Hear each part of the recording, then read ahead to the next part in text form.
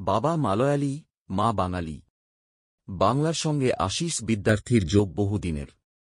এই শহরের অলিগলি তিনি ভালোই চেনেন, জানেন জামাইষষ্ঠীর মহিমা।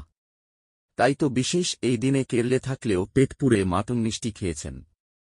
স্ত্রীর কাছ থেকে পেয়েছেন বিশেষ উপহার। কন্যাকুমারী থেকে রেনিং স্মাইলস নামে সিরিজ শুরু করেছেন আশিস ও রূপালী।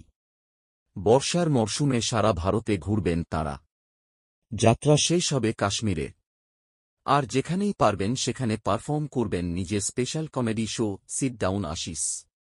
এই যাত্রার জন্যই কেরলে রয়েছেন অভিনেতা তথা জনপ্রিয় ভ্লগার। তাই সেখানেই জামাইষষ্ঠী উদযাপন।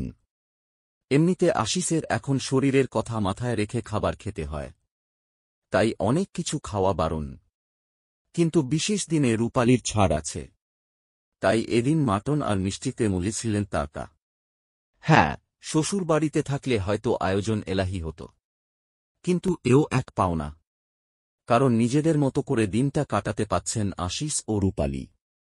স্বামীকে সাদা-কালো রঙের নতুন জামা কিনে দিয়েছেন রূপালী, আর সেই সঙ্গেই দিয়েছেন পিচ রঙের শর্টস।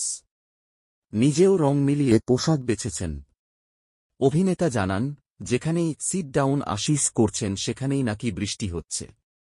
তাঁর এই স্ট্যান্ড আপ কমেডি শো কলকাতায় হবে আগামী 16 জুন।